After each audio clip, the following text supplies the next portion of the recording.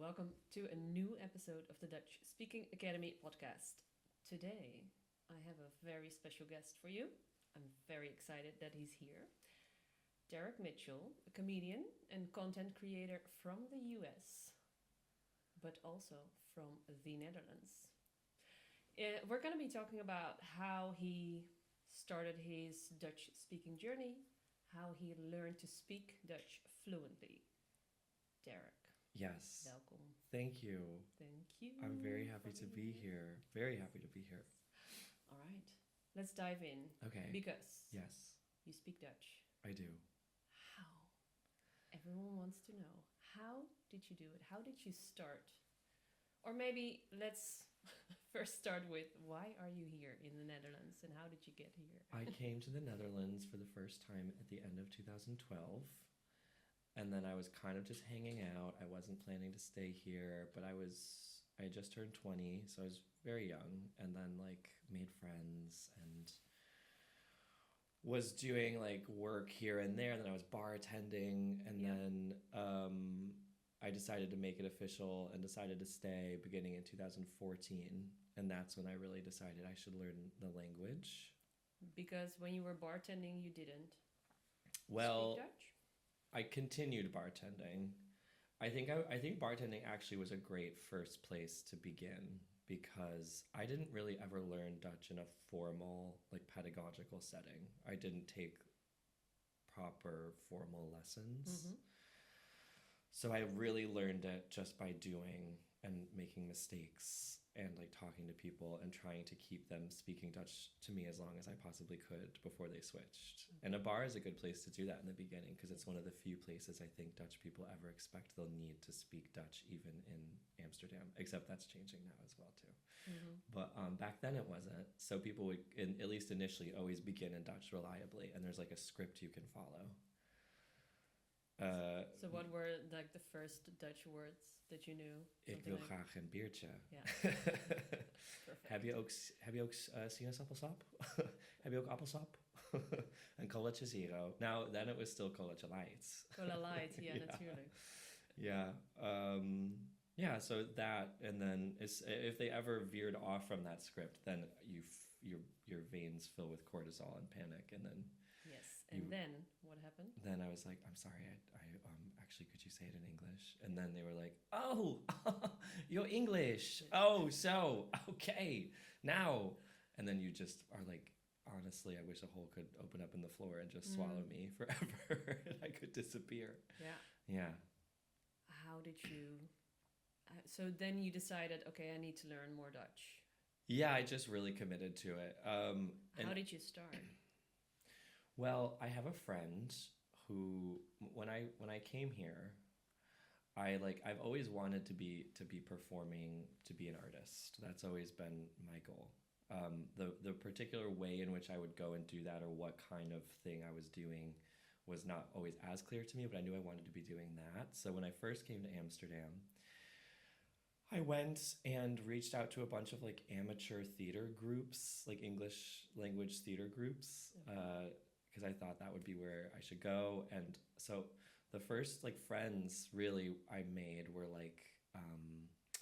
some of the first friends were British expats who were much older than me, over 50, many over 60, some over 70, 80. And we would do plays together, and they all really emphasized how important it was to learn Dutch, because when they came to the Netherlands, some of them beginning in the 60s, 70s, 80s, you had no choice. You had to learn Dutch, really. Otherwise, it was going to be really hard, much harder than it is now if you Different just get by in English. Yeah. Yes. And one of them, Polly, is still a really, really, she's family to me. And she said, you should come over to my houseboat, because she lives on a houseboat that she built with her own hands from 1968. Oh, Polly. Really Amsterdam in a way that truly doesn't really even exist anymore. Really hippie, old school, roughing it, Amsterdam, anti-kraak, that whole thing. Yeah. She lived that, but she's English. She's from Birmingham originally, but she's fluent in Dutch. And so she said, I'll you come over to my place and we'll talk through things. We'll talk in Dutch. She was formerly a language teacher, actually. So she had like textbooks and things like that. We would just drink coffee and kind of like look through things and talk. But I think it was also I believe that the only way you can learn a language truly is to, in some way, find it in yourself to find it interesting. I think you have to care about it on a curiosity level. Like you have to be curious about it. You have to like want to know. You have to get a spark of energy from it. And language, of course, filters into every single paradigm of social life and experience, of cognition, of dreams, of science, of technology, of industry, everything. Language influences it and shapes our understanding of it. So in theory, there's a way in through your existing interests to engage with language as like a paradigm. Yeah. And I believe that if you crack that, then you'll absorb it more because you retain things that you find interesting and you dispose of things that don't feel relevant to you. I think our brains are like designed to do that. Yeah, I love that. So what was the part for you that made it really interesting? I just love language. Okay. I have like 2 degrees in language, and I specifically am interested in Germanic languages, I think because they feel personal to me because my native language is a Germanic language, but I'm really interested in like the linguistic history of English and what a bizarre, aberrant language it is, especially that it became like a global like business language. Lingua franca is like unusual. English is like the majority of English vocabulary is not genetically, historically English, which is extremely unusual. Over 60% of all words in English come from French and are Latinate, which is so strange. Yeah. Like, think of other big languages like French, like Spanish, like Mandarin, like Arabic. Those languages are genetically, like the vast majority of their diction and lexicons are related to where those languages came from originally thousands of years ago. Yeah. Not English. Yeah. English just changed radically because of the Normans invading and colonizing southern England beginning in 1066. All right, so it's obvious that you really, really enjoy languages. Yeah, and Dutch exists on the same historical, like linguistic, sociolinguistic paradigm that English does. And so while I was learning Dutch, I was also doing a bachelor's degree and then a master's degree in English language and literature in the UK. And I really was like interested in like Anglo-Dutch historical relations, political relations, literary exchange. And I like read medieval Dutch texts, Van den Vosse Reynard. I went and looked at one of the manuscripts in Antwerp just for fun. Like I was just like interested in that. So this might also sound like I'm prescribing that you have to be like this to learn Dutch. Yes, so that was going to be my next question. So we have like a situation where you felt like, can there be like a hole in the ground and can I disappear right now? Yeah. Versus, okay, I'm really interested and intrigued by this language I want to learn. Yes. How does that come together to a point where you are now fluent in Dutch? We just spoke Dutch when you arrived here. You're on stage speaking Dutch. Well, mainly English, but you're using Dutch and even connecting people around the language, I think. How does that come together for you? How did it come together for you? Well, I mean, slowly, gradually, with time. Primarily, I think, there's a lot of different ways that we use language and that language lives in our thoughts and our lives. And spoken language, and especially informal spoken language that you use with other people in any number of different kind of social settings, that's very different than your like reading comprehension, or your ability to navigate like a sales journey on a website because you're buying earplugs or face wash. Like those are all different ways that you use language. And there are people who have an extraordinary level of comprehension. Translators are a good example of that. I've met people who've translated literary masterpieces from usually a different language to a target language that is their native one. So if you're I spoke to somebody who translated Marie Lucas Reinfeld's International Booker Prize winning book, De Avond is Ongemak. The discomfort of evening, I think is how they translate that. And this translator won the International Booker Prize for this translation. So like, I mean, I don't think there are many bigger achievements or like benchmarks in like literary translation. And she didn't really speak Dutch very proficiently when you talk to her. And so that's like such an interesting example of the different ways that like language can live in our brains and stuff like that. And so like when I talk about, and like it sounds probably kind of like pretentious unless it's something you're interested in, like literary stuff when you're with language, whatever, that doesn't mean that you can just like, you know, shoot the shit with somebody and make them think that you're a relatable, warm person. That's a different talent, you know? And like I know a lot of people that like speak multiple languages very proficiently that don't know anything about the literary histories of the languages that they're speaking. And I think that to be proficient in a way that means you can slip and navigate in between and through social settings, that's a different set of experiences and skills. And those I developed from like relationships, friendships, romantic relationships, and really like asserting my desire to keep those as Dutch language first, like spaces. So it really came from within you, and the motivation and the drive to be speaking Dutch. Yeah. Because I work with many like top level internationals who they do their whole life in English here in the Netherlands. They usually have been here for years, sometimes even 15 plus years.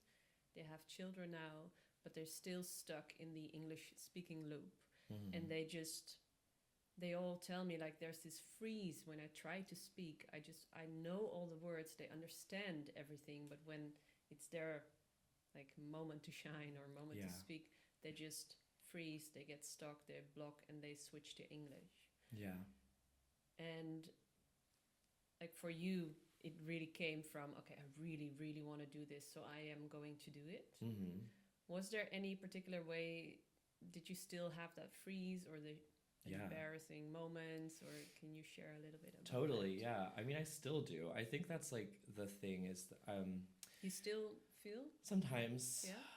I don't really feel funny in Dutch in the way that I can be funny consciously in English. Like I can turn that on and I can do that on purpose, and I like know how to break the rules. I know the rules in English so well that you can break them. Yes. And not everybody can even do that in their native language. It's like a skill and a thing that you develop. But I don't really have that in Dutch in the same way. So if I'm at dinner parties with like funny Dutch people, and they're being funny, I often am like, oh God, I can't contribute anything to this. I feel like everything I'm saying is just like earnest.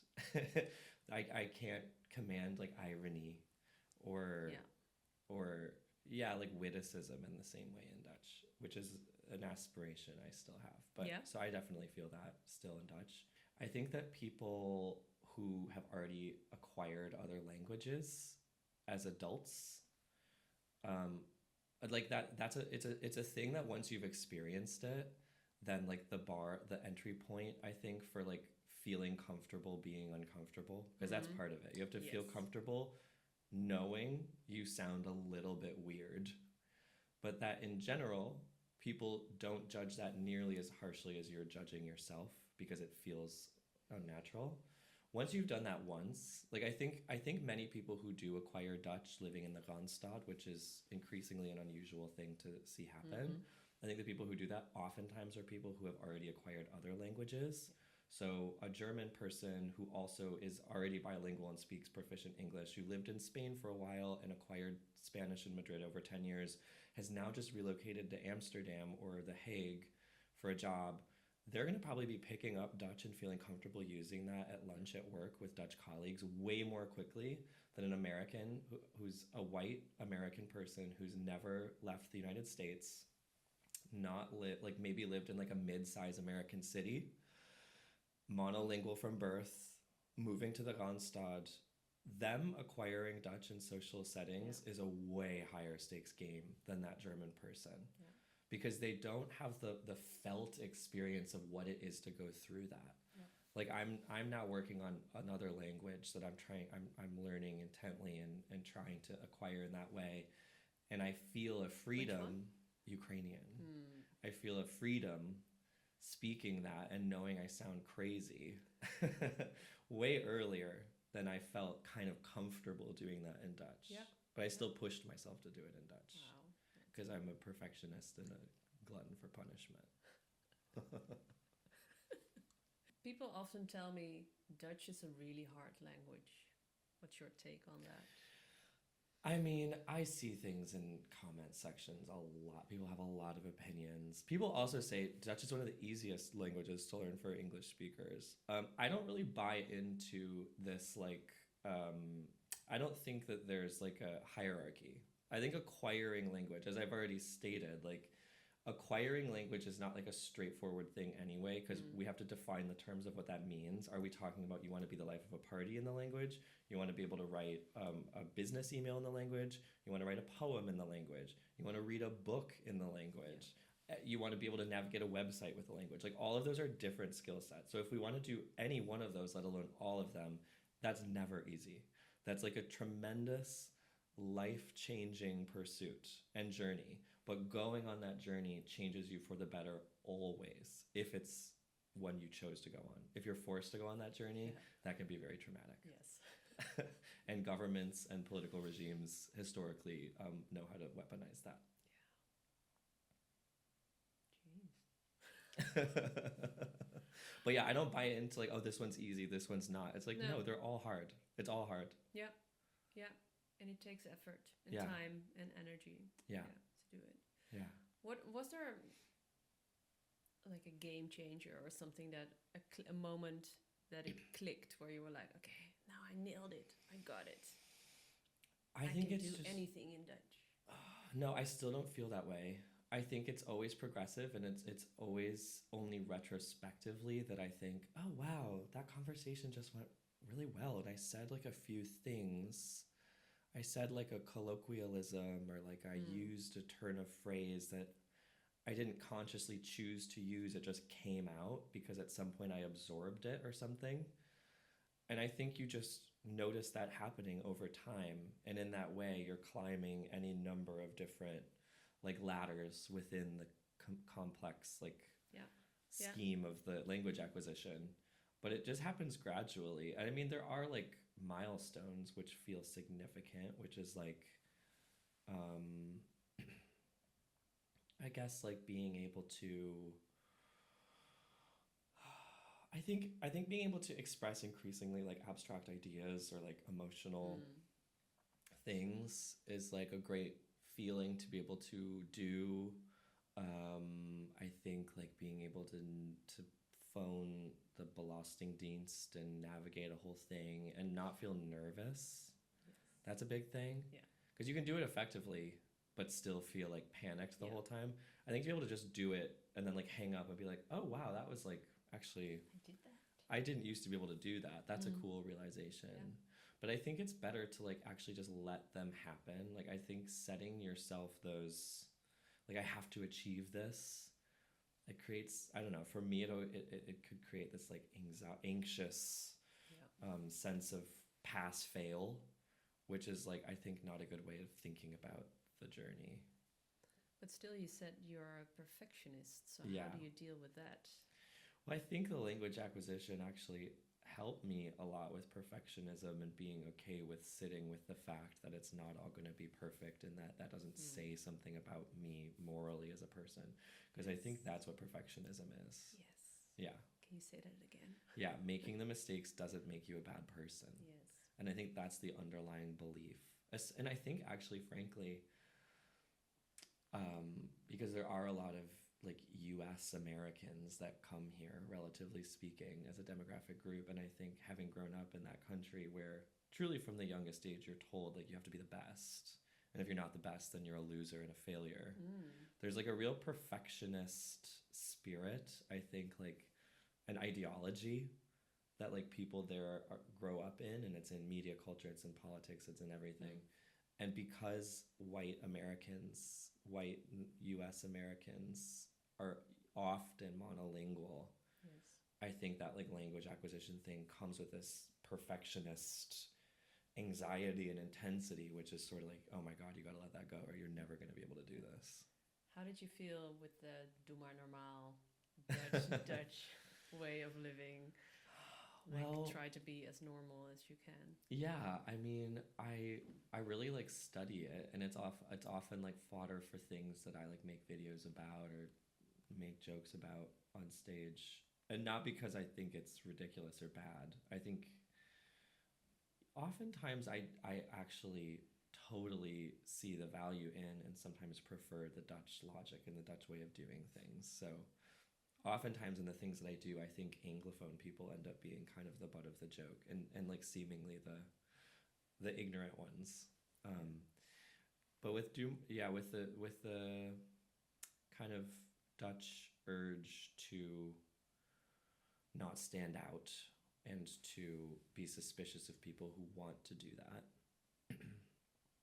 I think that like that can be a, a helpful way of creating bumpers for yourself in your own aspirations and ambitions, personally and professionally. I believe that Dutch people, of course, have big aspirations and ambitions personally and professionally. I think that the social imperative to hide those and pretend like you don't can be sometimes a little bit exhausting. And sometimes I think, yeah, I mean, great that the Americans just say, yeah, hell yeah, I'm going for it. Mm-hmm. But I think the American obsession with that is like deeply disturbing and probably more damaging than the alternative. So I'm very happy to be living within the Dutch one for the most part. I love that. I laughed so hard at the Femke and Oh, the colleague sketch. Femke and her colleague. Oh my gosh, me and my friend were just. Oh, on that's the good to floor, hear. Yeah. Yeah, workplace stuff is hugely felt, I think, by a lot of people who come to my shows and watch my videos. And I'm actually developing a kind of longer form workplace style Yeah? thing, Oh, I love it. which will hopefully come out in the next year, Yeah. that I'm very excited about. Yeah. Yeah. I just find myself looking for words in Dutch sometimes that are more the equivalent of "that's so awesome." Yeah. And then there's "that's so leuk." Yeah, yeah, the effusiveness Yeah. of American English. Because the Brits also, I think the Brits are more like the Dutch typically in their restraint, their emotional restraint and how they express their like excitement or approval about things or whatever. Americans are so excessive and hyperbolic. But my Dutch husband loves it. My Dutch husband, whenever we're in America, he just sits with my mom and talks about feelings on a jet lag early morning rush. He'll just sit with my mom, have a coffee, and just be like, "That's so true. That's so amazing, and so courageous of you to say." Just like slip into this American cosplay. Nice. I love it. Yeah. The cosplay. Yeah. So did you ever feel like giving up on Dutch? That it was like too much, too hard, or I'm never gonna learn? Well, I think that with time, it ceased to be like a specific isolated pursuit and it just became a part of my life, which is, I think, actually what it should be. Like if you're learning a language not as like a foreign language in a classroom, but you're learning it because it's a part of your life and world. Yeah. I think the ambition should be to reach a point where it's like every social interaction, everything you read is a part of your like language journey, which becomes embedded and bound up in your identity and sense of self. So like oftentimes I don't feel like I'm like doing jokes or sketches or characters about a specific topic. I'm just doing things that are part of my life. And so in that way, no, I unless I would extricate those things that now have been a part of my life for like over a decade, I wouldn't be able to give it up. But there were times when I thought I was going to leave the Netherlands and not come back. And I'm glad I didn't. Because of the language?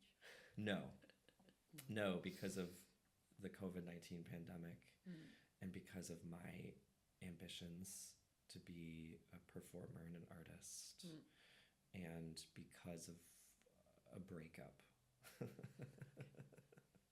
Because I have a life in London too, and I have for a long time. So I have like a place, like a little studio apartment there, and I have a lot of my friends are in London, and I work there a lot and go there a lot. Yeah. Yeah. Yeah. Right. But now you're still here. Yeah. with a Dutch husband. With a Dutch husband. I mean, I do go back and forth. I'll be UK based from May until like about July because I'm gonna be touring around the UK and Ireland. That's exciting. Yeah, which I love to do. I did Yeah. that like a year ago, and it's very, very fun. Yeah. So do you do the Dutch sketches there too? Mhm. Do they understand? They do. I mean, there's Dutch people all over the world. Oh, that's true. And We're everywhere. it's a different show, I would say. Like the content of the show is basically the same, but it plays differently because when I'm outside of the Netherlands, and I tour pretty extensively outside the Netherlands and Belgium, it's like sometimes like 90% Dutch people in the audience, and they've all come because I represent something to them as Dutch migrants who live abroad. I remind them of home. I create a space for them to be Dutch, because I think that's something really interesting I notice. I feel like Dutch people, because of what we were talking about earlier, like an ideological, I think the combination of like historical and secular, now secularized Protestantism, do more normal, don't think you're so special, keep low to the ground, because anything more than that is boastful and that's morally suspect. That combined with a political history over the last century of occupation and a deep suspicion of nationalism means that Dutch people really are not going to be like waving the flag for their language or for anything, not even the country, only for Sinterklaas. That's the only thing to wave a flag for. I think for that reason, the Dutch language is not like prioritized as like a tool of culture and nation building for the Dutch in the same way that it is for French people or for British people or for Italians. Yes. But Dutch people also, because of like the mercantile history of the Low Countries and a level of comfort with internationalism as a part of public life, Dutch people are also very comfortable slipping into other cultural paradigms and integrating in other places. So it's really, really interesting speaking to Dutch people, which I do all the time. I speak to thousands of Dutch people who live outside of the Netherlands. And you often can't clock that they're Dutch until they start speaking Dutch to me, because they have a flawless Irish accent or American accent. And it's fascinating, because frankly, if you speak to a French person who's lived in London for 20 years, it often sounds like they just got off the Eurostar from Paris. Like it's like they're speaking in broken Frenchy English. But Dutch people don't. Dutch people just embrace other things a lot. And when they come to my shows, they'll say like, "Oh, wat lekker. Gewoon heerlijk. Weer even bot doen." Zo, ja. Ja, die show kon slechter. Ja, nee, grapje hoor. But it's so funny. It's so wonderful. And I love like that can also be a space for them. Yeah. And they're such an important part of the audience. And I like love meeting them. And I also feel a shared bond with them, because I really care about what I would describe as the international community in the world. And within that community, you have a spectrum of like billionaires who can just live wherever they want, whenever they want, and asylum seekers and refugees and everybody in between. And for better or worse, whether we want to or not, we're all in the same community together on the level of nationality and how that works as like a construct and an identity characteristic. And I just love being a part of that community and meeting all the different kinds of people who are in there, because in a sense we do share something in common. That's so cool. Yeah. You really created your own, or you're part of your own niche, I guess. Yeah. Yeah. Love it. But if you think about it, there's probably like 1 billion of us. Yeah. You know, it's also massive. Yeah. Yeah. Many of my students like complain that whenever they try to speak Dutch with Dutch people, especially here in the big cities, the 4 big cities, the Randstad, that Dutch people immediately switch to English to them. What do you think about that? And do you still have that when you speak Dutch? I do not have that mostly. There's one set of circumstances under which that does happen, and that's when a Dutch person would like to show me that they speak good English, which I am always happy to accommodate. Oh yeah. Yeah, of course. If you want to be speaking English and practice your English and show me that you're proud of your English, then I'm very happy to accommodate that. Okay. Totally. I no longer have like ego. I think for the most part, probably impossible to totally eradicate that, but probably I don't have as much ego in the recognition and bevestiging from Dutch people that I can do it as I once did. Because in the beginning, you really have that, and it's really crushing when people switch to English, because what you're feeling is you're not good enough. You're bad at this. Of course, I now know, because I'm going to tell you something. Sometimes if a non-native speaker speaks to me in Dutch and I don't know what they're saying, I respond in English. You do? Yes, I have done this. And I always feel so bad when I do it, and I always then switch back to Dutch. But I because of this experience, have so much empathy for an understanding of why Dutch people do this. And it's not to make you feel bad. It's because they don't know what you said. And Dutch people are often not as, I think, used to hearing their language mangled as English speakers are, for example, because we hear people mangle English constantly, and we piece together what you mean. And many English speakers don't have another lingua franca to revert to, so we just have to sit there and deal with it and get through it. So it makes sense, and it makes sense why it happens.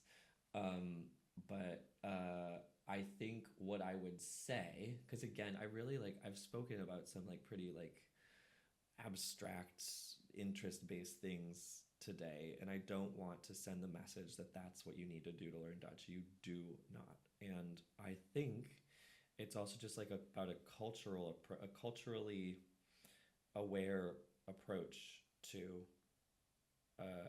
that part of the language acquisition. And so it is the case that many Dutch people are like, I'm not your language teacher. This is not efficient.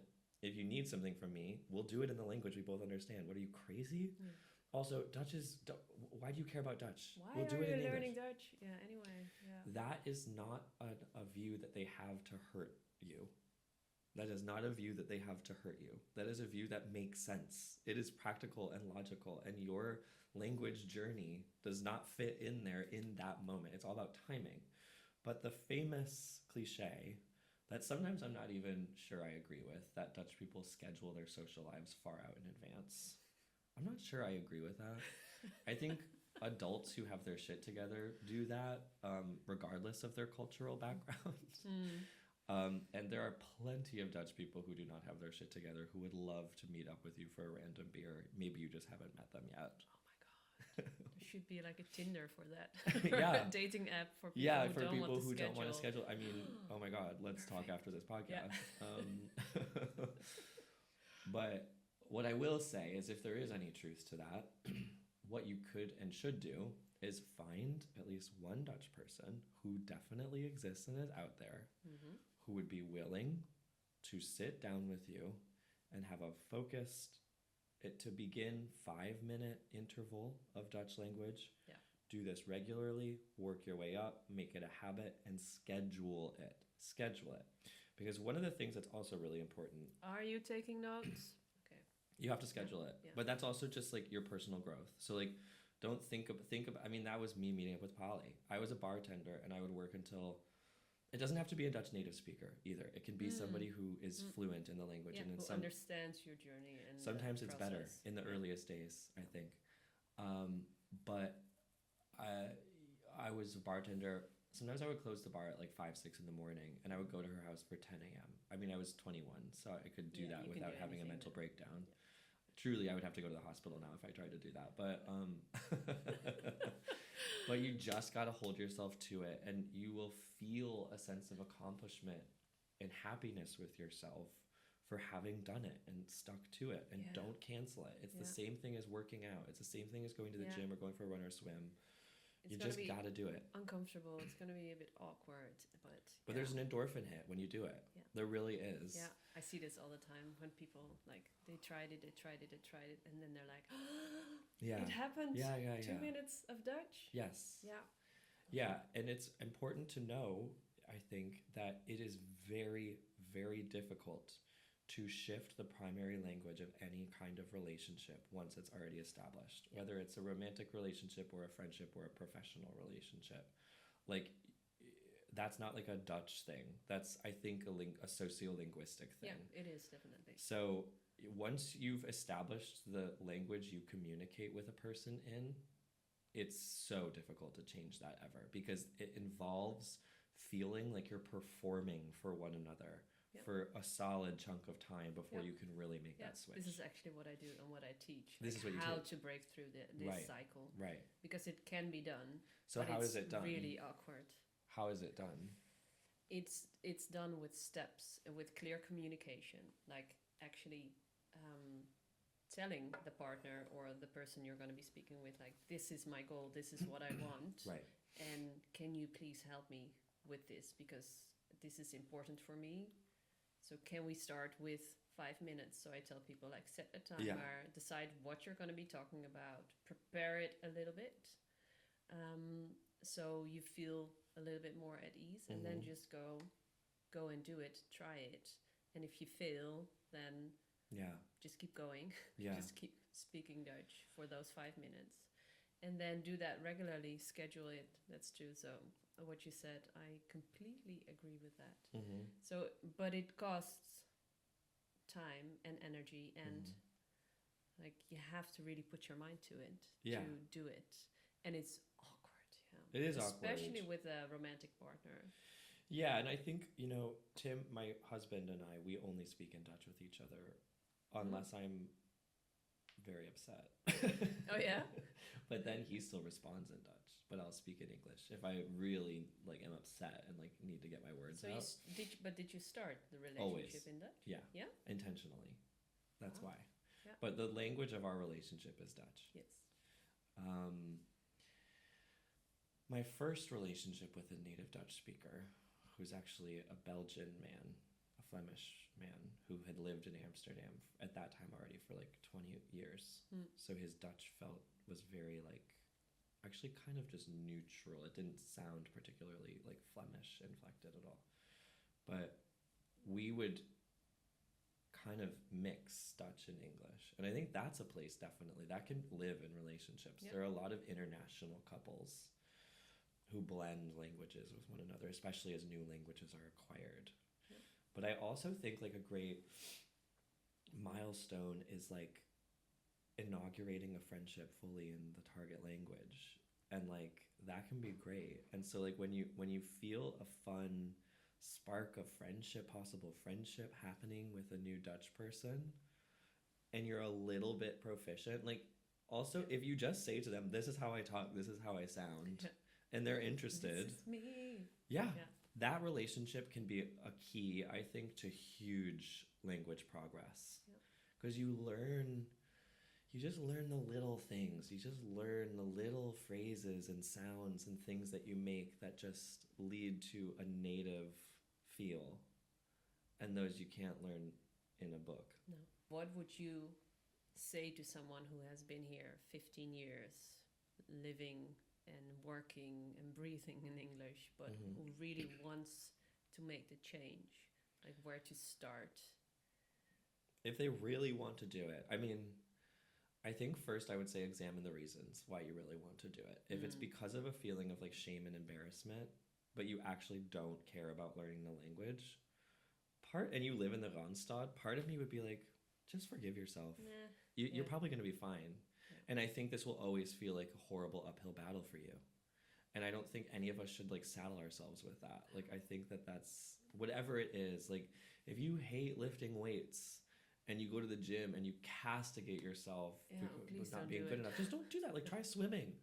Learn French instead. Maybe you just don't care about Dutch. That's possible, We have a lot of French words in Dutch, actually. So true, you'll be all fine. the sophisticated terms. All the fancy things. Croissants. And many of them are het words, so that's a good thing to remember. Hey.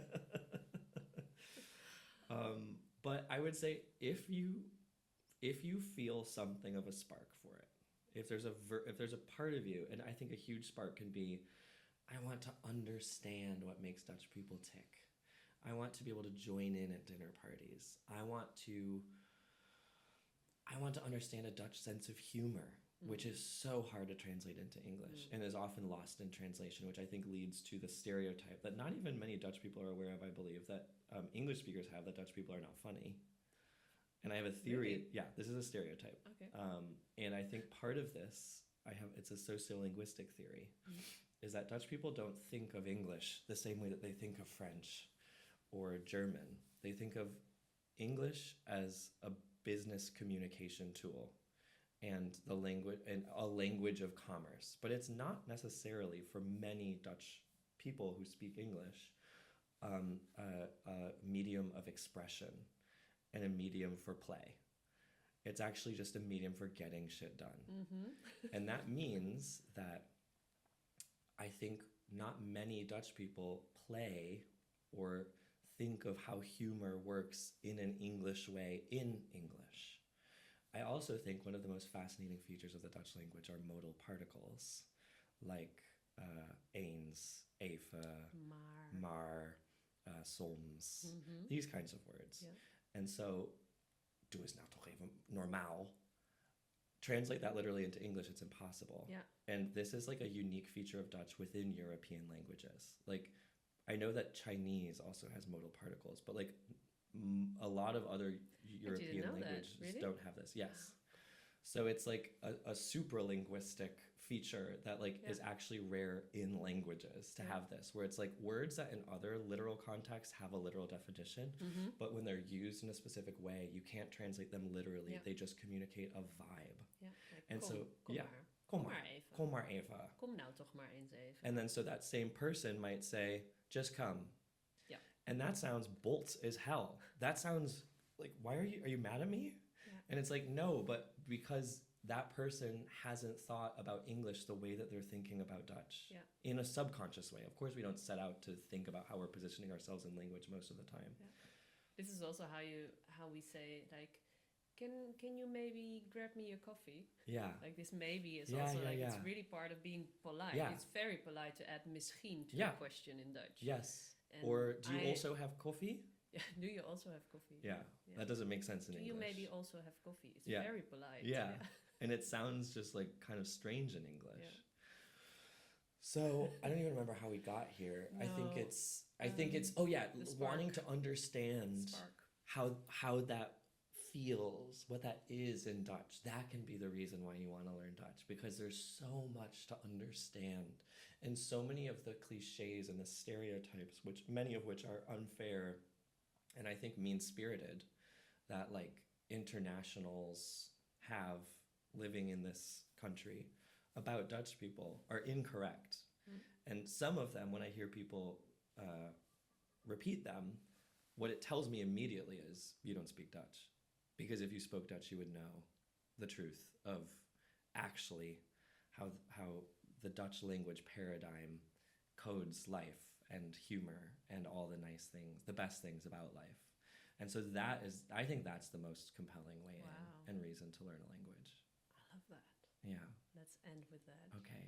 Thank you so much, Thank Derek, you. for your time and your energy and your devotion Of to course. be here Of course. to talk about the Dutch language. Thank you for having me. Thank you for listening.